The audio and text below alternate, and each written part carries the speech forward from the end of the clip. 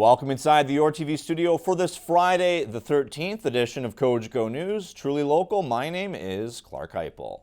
$2 million of Northern Ontario Heritage Fund Corporation money was divvied out to area businesses and ventures on this Friday morning.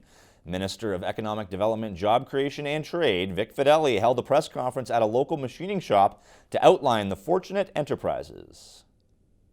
Machining off of Seymour Street was the site of a Friday morning press conference for Nipissing MPP Vic Fedeli. Nearly $2 million of Northern Ontario Heritage Fund Corporation money was announced. $1.4 million of that was to film and TV productions. $500,000 of that was to support 4 small businesses, including Resolution Machining. As you may know, there are no mines in North Bay. However, there's nearly 70 mining and machining companies, many of which located off Seymour Street. It's really an interesting historical location. It was sort of a point between the gold mines in Timmins and Kirkland Lake and the nickel mines in Sudbury.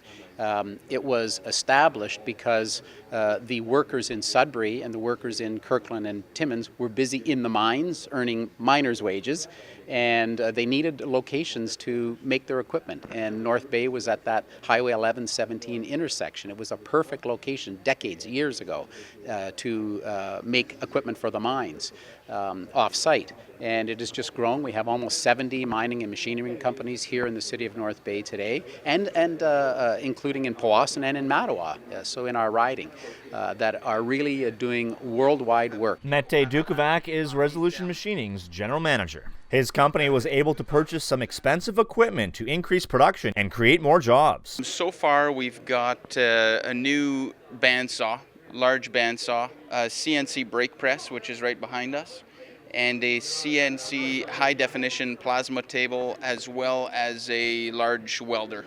What will you use these pieces of machinery for? Well, they're all for fabrication specifically, which we were able to fabricate in the past. However, we've had to sub out ordering plate cut to size, profile cuts, bringing them in bent, so that we can fit and weld them together. Now we can do it all in-house, so pricing's gone down and deliveries have also gone down. Mete describes the funding allotment this way. It's a kickstart.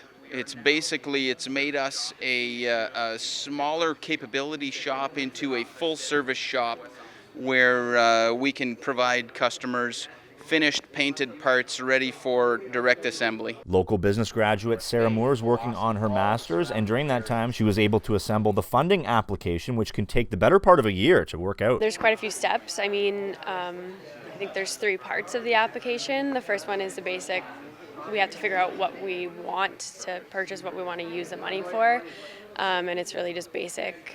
And then that has to get approved for us to move to the next step, and then it's all about budgeting and really forecasting how everything's going to work.